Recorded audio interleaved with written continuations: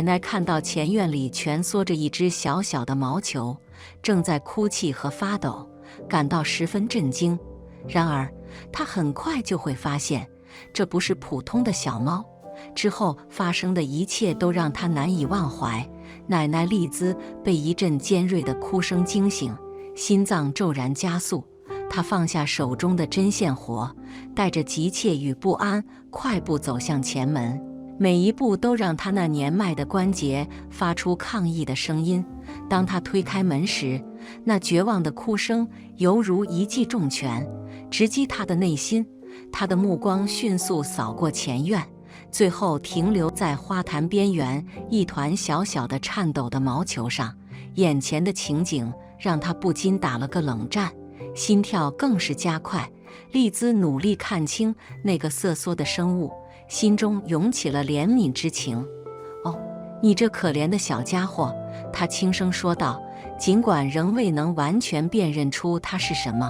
她站在门口，内心深感犹豫，不确定是否应该将它带进屋里。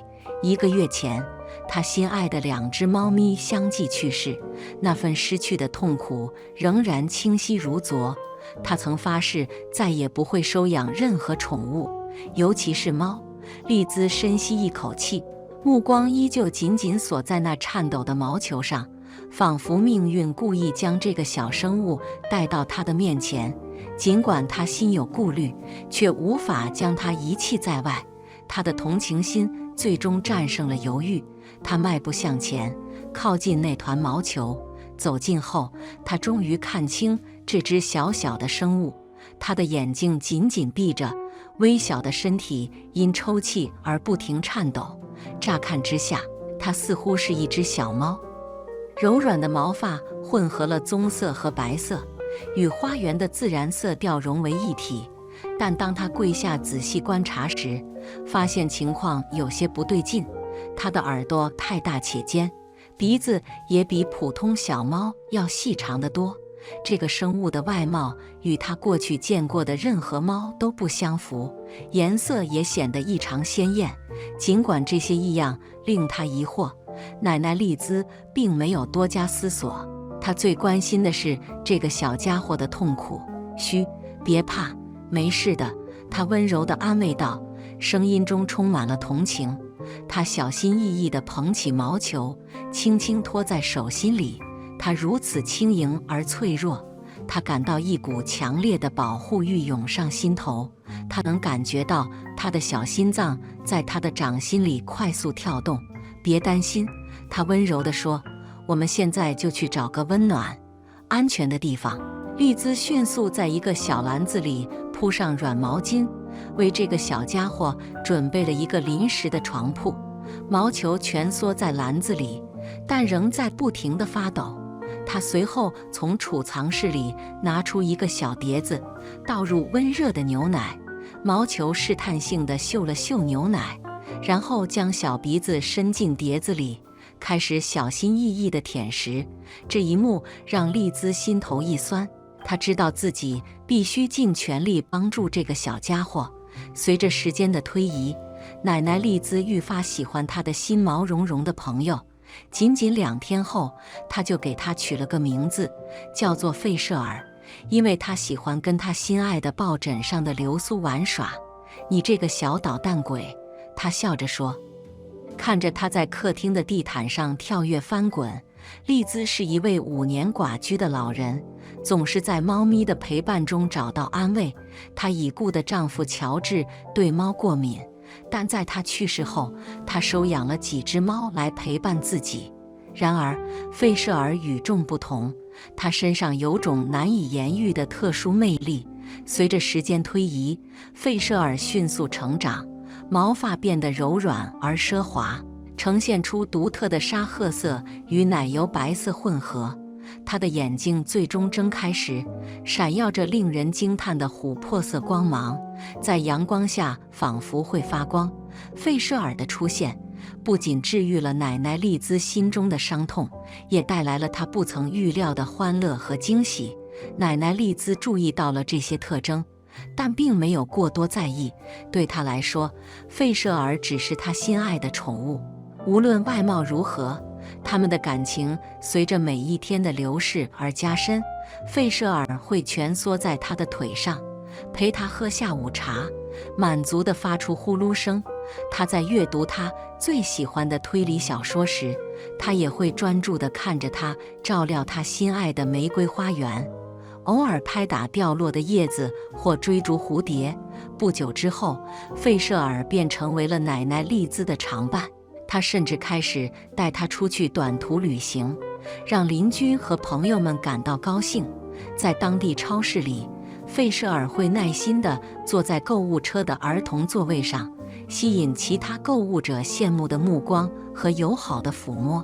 他们经常评论说，奶奶丽兹的猫非常特别，而奶奶丽兹则会自豪地微笑点头，得益于她这只独特的宠物。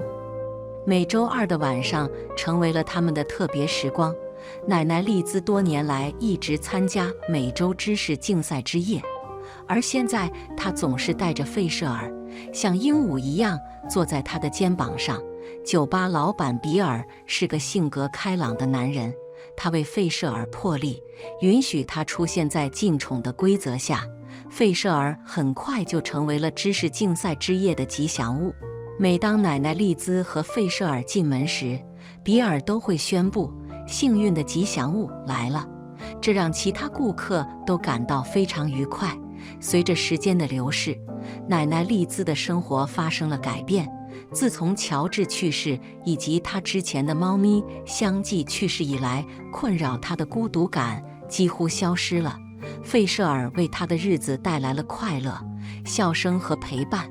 在一个宁静的夜晚，他意识到费舍尔已经来到他身边将近3个月了。他还意识到自己从未带他去兽医那里做过彻底检查。哦，我的天！他大声说道，导致费舍尔从地毯上的位置抬起头来。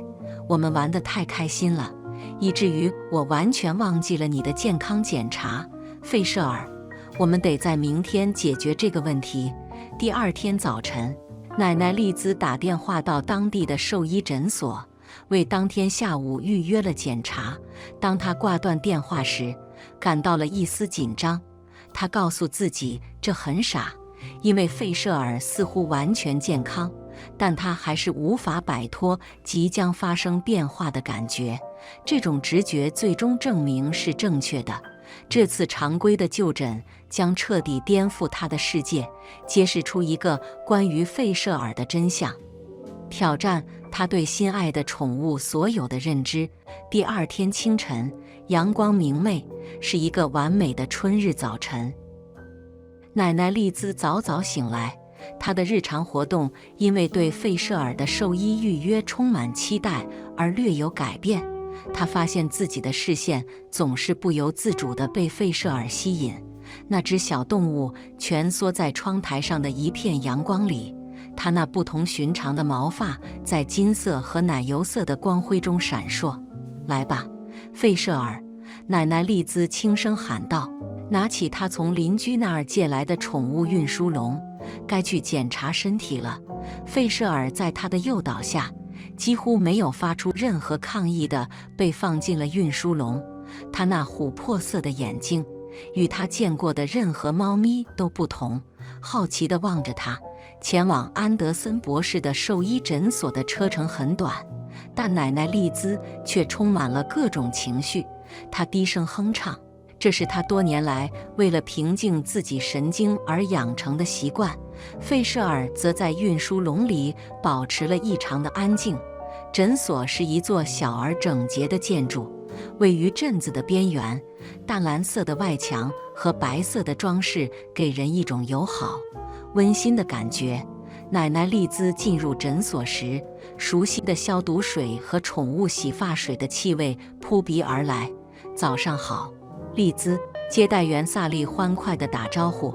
她的明亮笑容在看到运输笼里的费舍尔时微微动摇。哦，我的天，那是你的新宠物吗？真了不起！奶奶丽兹带着自豪的微笑点了点头。这是费舍尔，我们来做他的第一次检查。他们很快被安德森博士接待到检查室。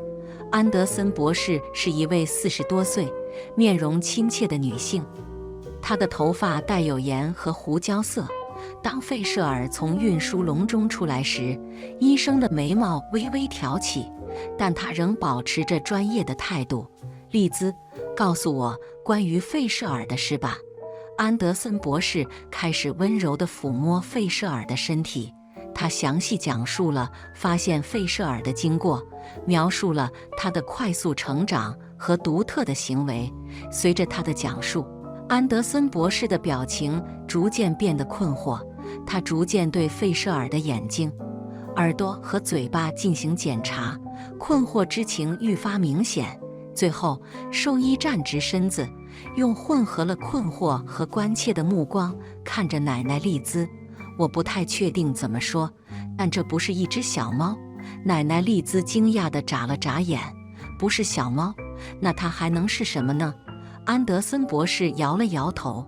我不确定，它的身体特征与我熟悉的任何家猫品种都不符，有些特征，与我见过的任何东西都不一样。房间里陷入了一片沉默，两位女士都看着费舍尔。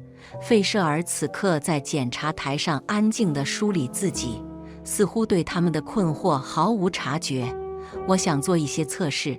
安德森医生继续进行血液检查和 DNA 分析，这可能帮助我们确切了解费舍尔的情况。丽兹奶奶点了点头，脑海中充满了各种问题和可能性。她一方面担心，如果费舍尔生病了或需要特殊照顾，而她无法提供怎么办？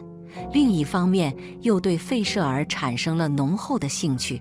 费舍尔对他来说一直很特别，现在看来，他可能真的与众不同。当然，医生，他同意道，无论你认为最好的是什么都行。兽医高效地收集了必要的样本，而费舍尔则意外地表现得非常合作。我们会加快这些样本的送往实验室，安德森医生解释道。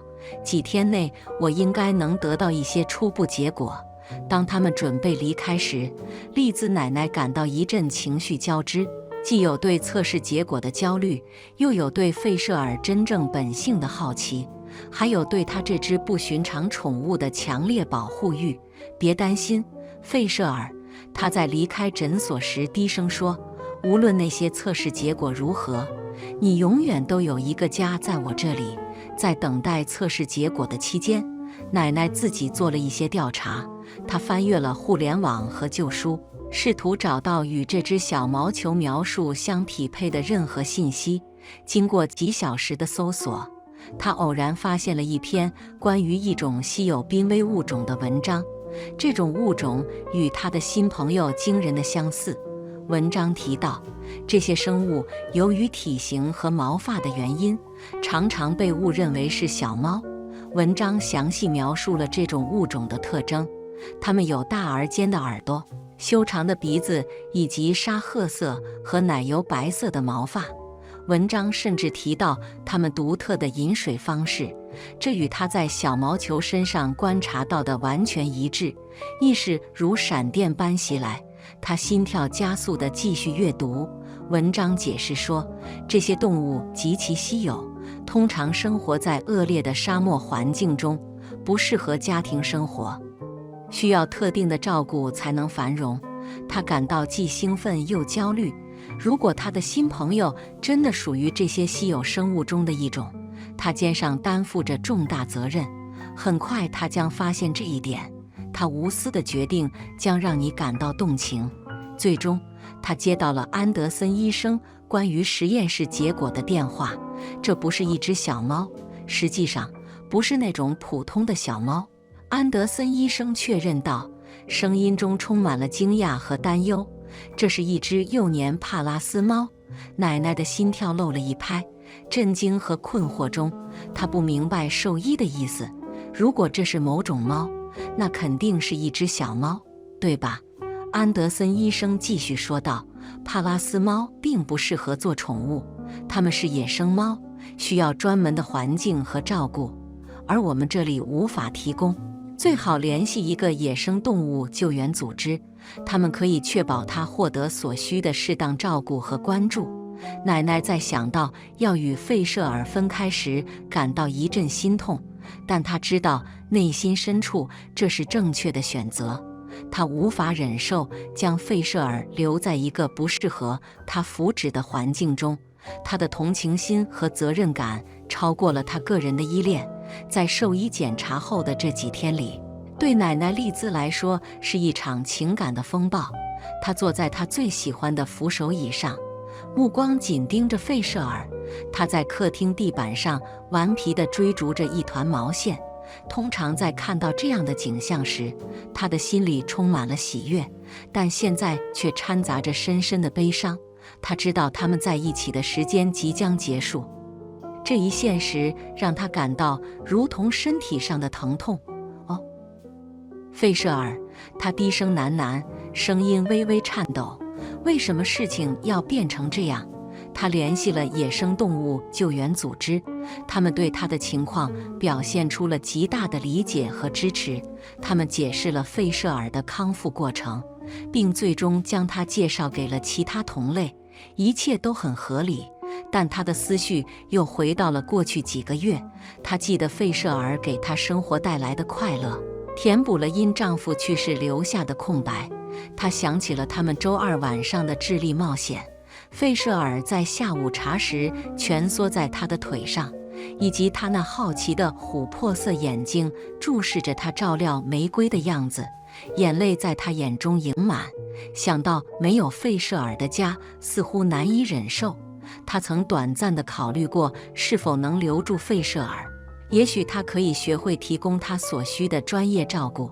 然而，尽管这个念头来得很快，他还是把它推开了。他知道这不是正确的选择。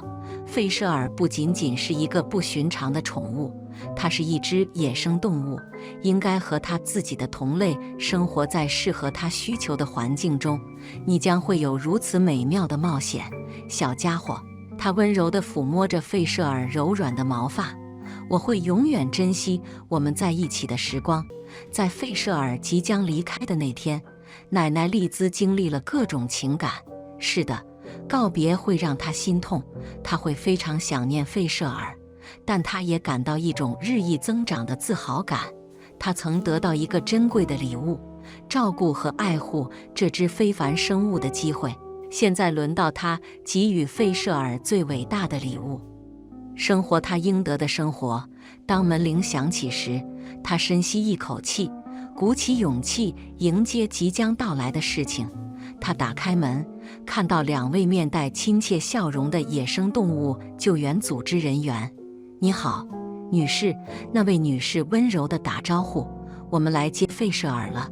他点了点头，片刻无法说话，然后把他们引进了客厅。费舍尔好奇地看着新来的人们，他小心翼翼地将费舍尔放进特别设计的运输箱里。奶奶丽兹感到一阵自豪，她拯救了这条珍贵的生命，从一个微小无助的生物养成了现在面前健康的幼年帕拉斯猫。现在她确保它有最好的机会过上完整而自然的生活。好好照顾它，她勉强说道，把运输箱递给他们。那位男士满含理解地回答道，我们会的，谢谢你，你所做的真的很了不起。几周过去了，奶奶丽兹的生活渐渐恢复了正常。她经常想起费舍尔，想知道他在新环境中的情况。然后在一个阳光明媚的下午，大约6个月后，一封信到了他手中。他的手微微颤抖。当他在信封上认出野生动物救援组织的标志时，里面是一封充满感激的感谢信，赞扬了他的迅速反应和同情心。但接下来的部分让他眼泪盈眶。信中写道，我们很高兴地通知您，费舍尔在我们的照顾下蓬勃成长，他已经长大了许多，并且开始与其他帕拉斯猫社交。我们的团队相信他将在下个月内准备好被释放到一个保护区。附信中还有一张费舍尔的照片，它看起来健康而警觉，探索着它的新环境。它那独特的耳朵竖得高高的，奶奶丽兹感到一阵深深的满足感涌上心头。她确实为费舍尔的生活带来了真正的改变，并且通过这样做，她也为保护一种稀有而美丽的物种做出了贡献。她微笑着把费舍尔的照片放在壁炉架上，与家人的照片和生活中的纪念品一起摆放。他的家现在可能安静了些，但他的心中充满了快乐，因为他知道在某个地方，一只小帕拉斯猫正准备过上它应得的生活。看完以上这个故事，你有什么想法吗？欢迎在评论区分享你的观点。如果你喜欢我们的视频，欢迎点赞、订阅并分享我们的频道。以上是今天视频的所有内容，下个视频见。